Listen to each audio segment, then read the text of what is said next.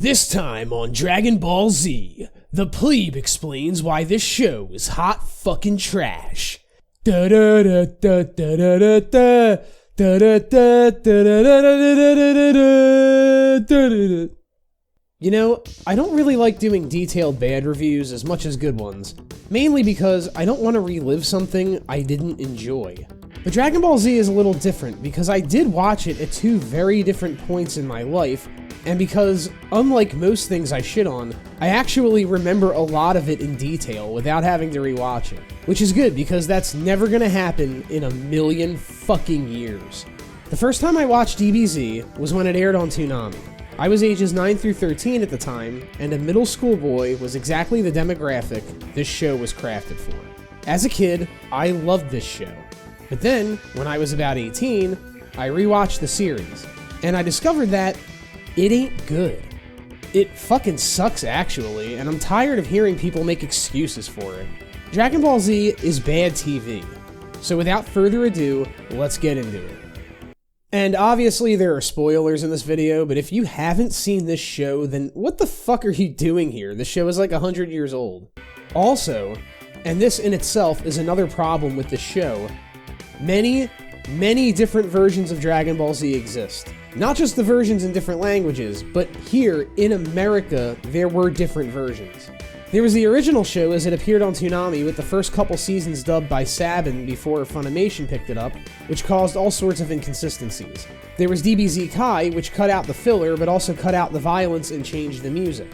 And there was the full Funimation dub, where Funimation went back and redubbed the seasons that Sabin dubbed. For the purposes of this video, I'm using the version of the show that was entirely dubbed by Funimation. This was the last version of the show I watched, which means it's the last I will ever watch, and it's the definitive American version of this show. Sorry to all of you hoping for any over 9,000 jokes. I also need to address the fact that DBZ is not only a spin-off of another show that aired in America after it, but also had two spin-offs of its own and a ridiculous number of TV movies. And none of these movies are canon. Hell, one of the entire spin-offs of the show isn't even considered canon. Hell, an entire saga of the show itself isn't considered canon. When I was younger, I thought the Bardock and Future Trunks movies were canon because, well, they sure seemed canon, but my research yielded a lot of DBZ fanboys saying that those movies were not canon. So for the purposes of this review, I'm gonna try and do my best to ignore the movies and later spin-offs. I will have to reference Dragon Ball for continuity though, so I'm keeping that canon. Is that okay? As a matter of fact, it isn't. Oh, well, fuck you very much. First, I will give DBZ its dues. This might sound counterproductive, but as much as I wish it wasn't the case, this show is iconic. It made anime popular in the West as its own unique art form. It was the crown jewel of Toonami, which became one of Cartoon Network's and TV in general's greatest programming blocks. It was also a watershed moment in the lives of cartoon fans of that era. For a lot of people, this was the first cartoon they ever watched that had physical violence. This show is based around superpowered beings beating the shit out of each other. When a punch lands in this show, you feel it. It introduced the concept of energy blasts and had characters that could, and indeed did, destroy entire planets. DBZ was completely different than anything else on TV at the time. So that's the impact it had. But do I have any good things to say about the show itself? Well, yeah. People shit on this show's American voice acting a lot, and when the actors are doing shit like this...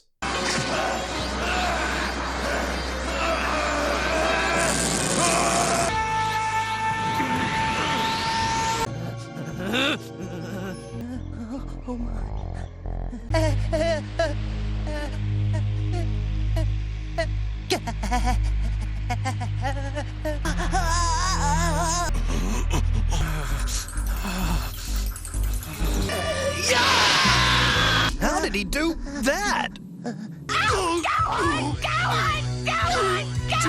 Then yeah, of course that sounds stupid, but I think there are moments where the voice acting does shine through. Spend most of your life ruled by another. Watch your race dwindle to a handful. And then, tell me what has more meaning than your own strength. I have in me the blood of a Saiyan prince. He is nothing but a joke. And his deaths must be paid! I think Christopher Sabat was pretty talented, and to this day, I still think Linda Young's performance as Frieza is one of the highlights of the show. You still don't get it, do you? I can breathe in space and you can't. That means if the planet goes, then you won't have any more air to live on. Ugh, chills. Also, there are some really great fights in this series, when the characters actually do fight. Gohan vs. Cell and the rematch between Goku and Vegeta remain my favorites. And as far as the characters go, even though they mostly learn nothing, they do have personality and panache. And the underlying driving force of this show is a good one.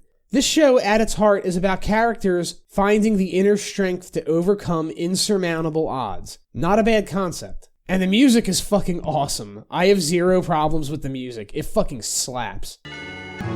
Okay, now let's really get into it. Dragon Ball Z has a bad habit of setting up a whole bunch of rules and then breaking just about every fucking one of them. The writing in the show is so inconsistent, it feels like they changed writers every 10 episodes, and that those writers never watched Dragon Ball Z. Let's talk about the Super Saiyan transformation. This power level is considered the holiest power-up possible.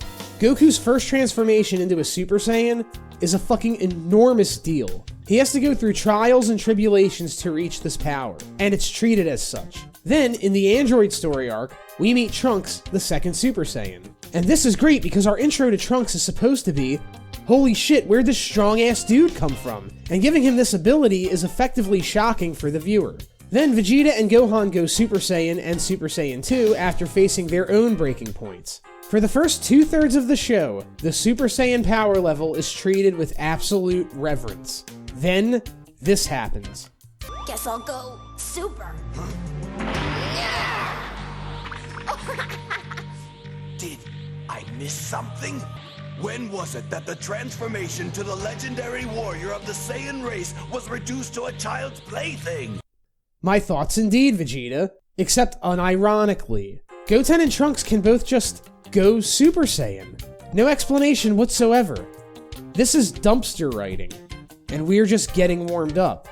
How did Mr. Satan convince the entire Earth that superpowers aren't real when they've not only seen them in the tournaments from Dragon Ball, but have also seen them when the Saiyans and Cell wiped out entire cities? Come to think of it, how come no one on Earth remembers any of the Z Warriors? Didn't they all get famous in Dragon Ball? It's established during the fight with Frieza that Frieza's species can survive in space, and the Saiyans can't because they need oxygen to breathe like other humanoids. But then what about... And Frieza gives Namek 5 minutes to explode, and then it doesn't explode for another 9 episodes. And just how the fuck did Goku survive Namek exploding when in the previous episode, he's shown dying on Namek? He died. It is shown on screen. The show just ignored something that happened in front of our fucking faces. This isn't what happened last week. Have you all got amnesia? They just cheated us. This isn't fair. He didn't get out of the cock-a-doodie car. Remember when the Saiyans had tails and then they just didn't?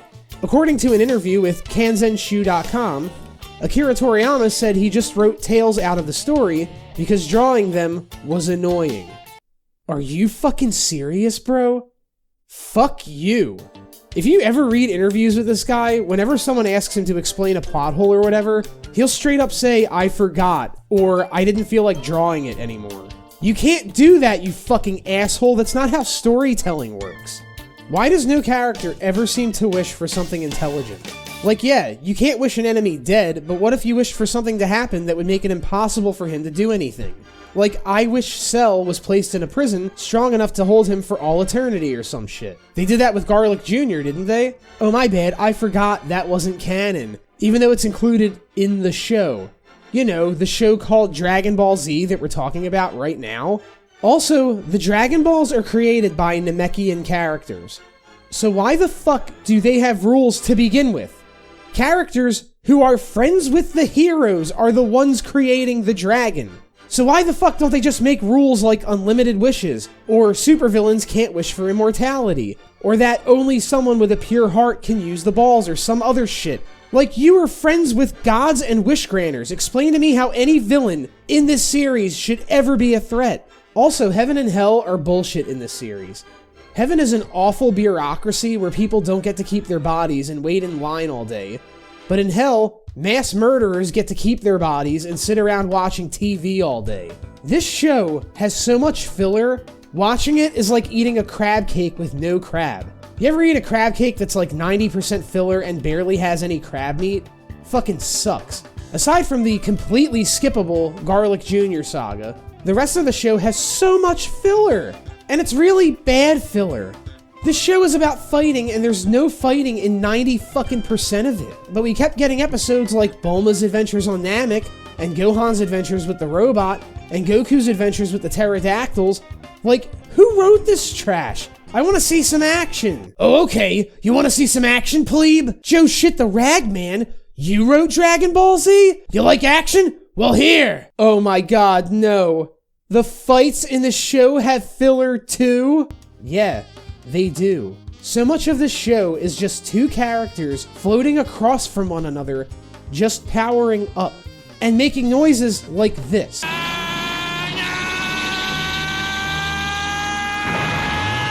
Jesus, Goku, take a laxative. And the most obvious place to see this is in Goku's never-ending fight with Frieza. There is an entire episode of this fight where the two characters flash back to events of previous episodes without fighting at all.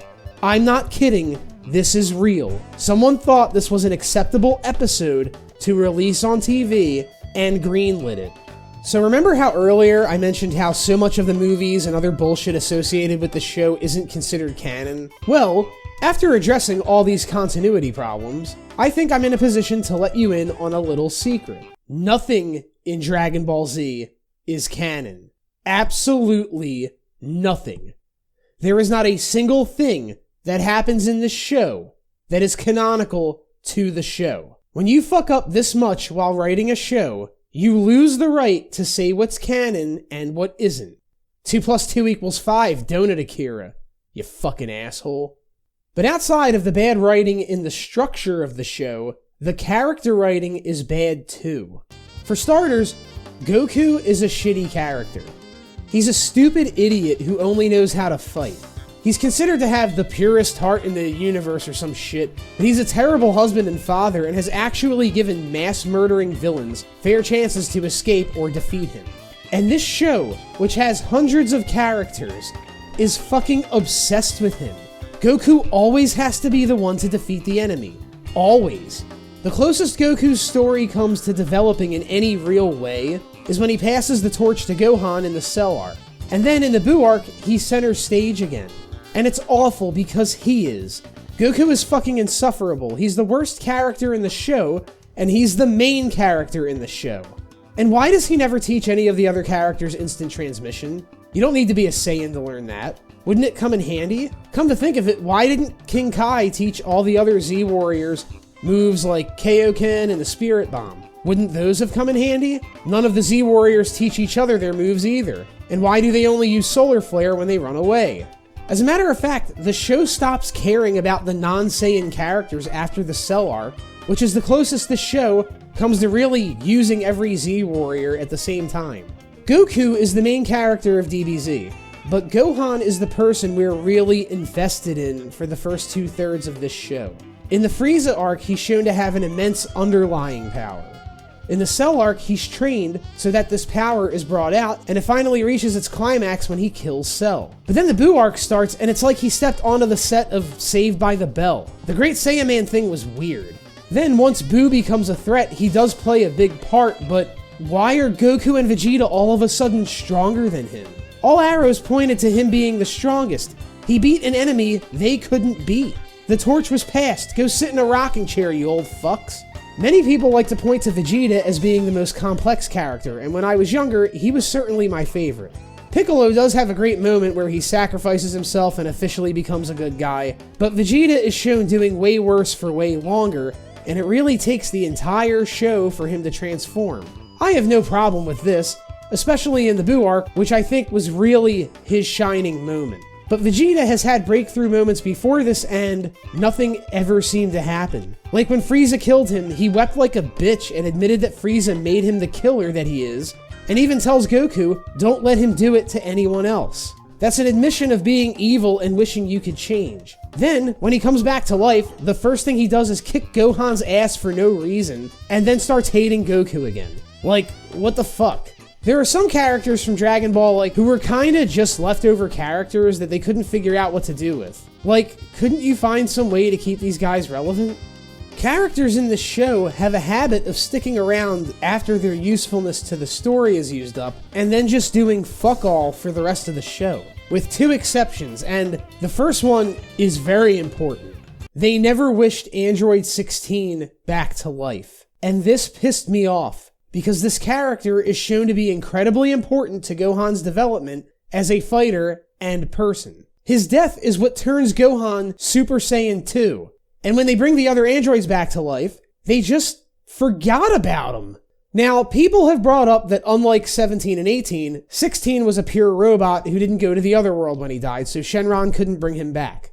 So then just wish for him to be rebuilt with the same personality and memories. Word the wish differently. Oh, but that would require using your fucking brain, wouldn't it? The other character that really could have had value after he died was Raditz. You know, Goku's brother, who they just kill off and never bring back. Vegeta they kept around, but Raditz is Goku's brother. That's really great writing. Introduce the main character's brother, have him stick around for like 5 episodes and then kill him off and never bring him up again. Chi-Chi is so fucking annoying that every time she opens her mouth, I want to throw a brick through my TV. She and Goku deserve each other. Also, I did notice the characters who used to be villains are just forgiven of their crimes, up to and including mass murder and genocide. Like, no one's ever brought to justice. As long as they stop killing people, they can join the Z-Warriors, or just sit on their ass for the rest of the series. And the ending was unbelievably dumb, but like, what did you expect? That the show would just have an out-of-character good ending when almost the entire rest of the series was dog shit? This is one of the longest scripts I've written for this channel so far. And it's me pointing out all the flaws of a show I don't like. So you can see why I was hesitant to do a bad review. This was exhausting. But Dragon Ball Z sucks. It sucks so bad, and people need to stop defending it. Its few pros do not outweigh all of these cons. It's not the best anime by a long shot. It's not even the best shonen anime. It's a poorly written excuse for a show in which the entire rules of its universe change on a whim that lucked into becoming iconic because it hit American TV at a moment when nothing like it had existed before. If over 9,000 monkeys hammered away at over 9,000 typewriters, one of them would write Dragon Ball Z. It's bad TV. Now do you get it? Now do you see what I'm saying? Bye. Oh, and just one more thing. Dragon Ball sucks. Dragon Ball sucks these nuts.